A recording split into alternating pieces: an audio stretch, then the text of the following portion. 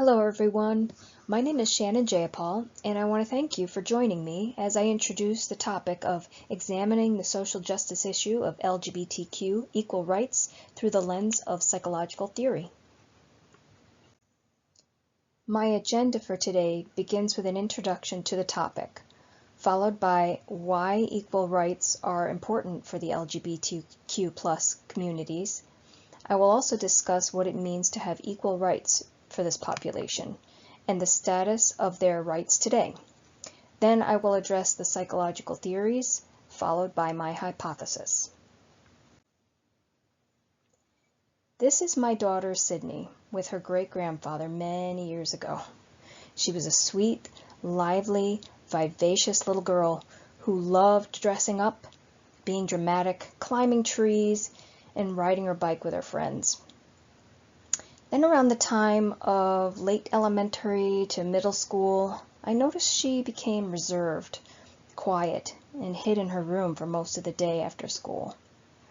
She and I were always pretty close, so I knew something was bothering her. I slowly kept trying to get her to tell me what was the matter, and she finally came out and told me that she is gay, and how conflicted she felt about it. I of course told her right away that I love her and support her no matter who she loves. When she finally told her dad, and then told family, and then friends, I noticed with every acceptance received, she became herself again. That lively, vivacious little girl was back. I think it is clear why I chose the social justice issue of the LGBTQ+ equal rights platform. And yes, of course, first because of my daughter, as well as family members and friends who identify within this community. However, reflecting on my daughter's experience, grappling with being who she is, feeling shame about it and scared to tell me, I then began to think of how hard it must be for those that are not embraced when they reveal their true selves to their loved ones. I felt it was not fair to be treated as less than because you were born as who you are. It made me wonder, why is there such a fear? All deserve hope, love, equal rights, and recognition as just being humans in the world, right? How about you in the audience? Give yourself a moment to think, what did her story mean to you? Are you a parent? What would you do? Did you recoil at the thought of her announcement? Maybe even some of you understood how it feels or wish you could tell others who you really are. Maybe it made you uncomfortable, but I feel discomfort is a good thing. It means progress is coming. After all, it is a fundamental human right to be seen, heard, and valued as equal citizens, no matter who you love or how one identifies. To have diversity within a community in social, political, or academic settings is beneficial for all involved, in that different points of view can offer insights and new ideas that can be shared to help all. I think it's time we all understand what it is at the base of this fear and how this affects the LGBTQ+ community as a whole by first noting where we are now. In order to understand what equal rights for LGBTQ+ populations look like, we must first understand their current status in the world today. According to research done on the United Nations members, only 18% of all of those UN member states recognize same-sex unions. 22% of those members criminalize it, as a large percentage mainly is African and Asian countries, where the stigma is very strong. Currently, only 30% of UN member states provide legal protections for the LGBTQ+ communities, with the highest in Europe at about 68%. Sadly, research is also showing that there are political actions being taken in countries where there have been gains for the LGBTQ+ community, like the United States, where there are factions actively trying to claw back their rights. So what would equality mean for the LGBTQ plus communities today? In a nutshell, the same basic rights as any heterosexual person. This would mean that they would take part in marriage rights, for example. Studies have shown that since the United States Supreme Court ruled in 2015 that the right to marry is guaranteed to same-sex couples, there has been a sociocultural shift with reductions of stigmas felt by the LGBTQ plus community as they are seen as legitimized by law. It is also shown that with this ruling of marriage equality in the U.S., they are able to enjoy marital property rights enjoyed by heterosexual unions, such as inheritance recognitions of things like Social Security, filing joint taxes, and healthcare choices for their partners. LGBTQ plus equal rights would also entail legal protections against discrimination for fair access to healthcare, equal job opportunities, and parental rights, to be recognized as equals through the eyes of the community and the law. So why do we use psychological concepts? Psychological theories are rooted in science that is uniquely designed, using research that can offer potential solutions by getting to the root causes of this discrimination. By revealing avenues of understanding the fears and effects of these fears on the LGBTQ plus communities, can create pathways to resolutions. These studies can help us first describe what causes this fear among those that see LGBTQ plus communities as a threat, which may help explain their behavior. There are two psychological theories that offered insight into the LGBTQ plus equal rights conflict. The first is the minority theory. Researcher and psychologist Dr. Elon Meyer developed this theory back in the 1990s.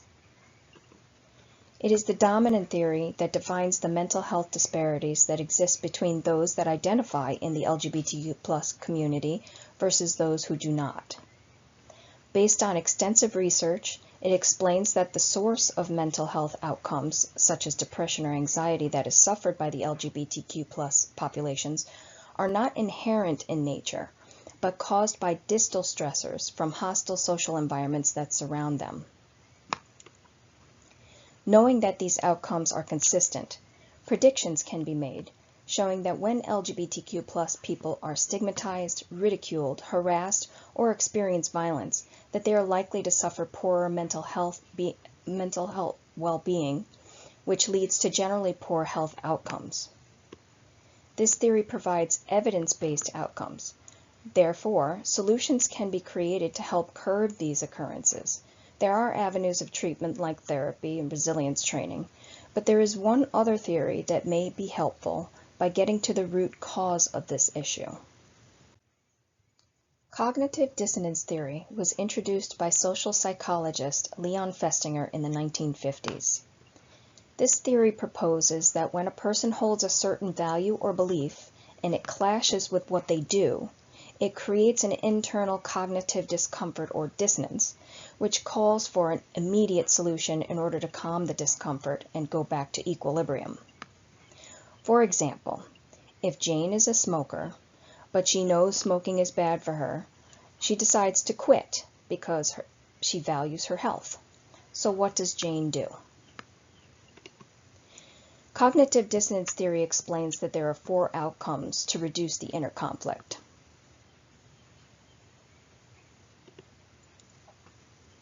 First, Jane can remove the dissonant belief by thinking smoking isn't unhealthy and that the research is wrong.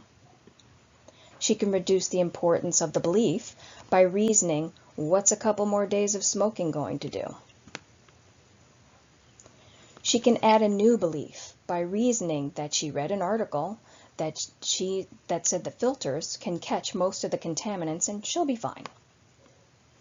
And the last one is that Jane can strengthen her belief that it is unhealthy to smoke and that she needs to come up with a plan to move forward.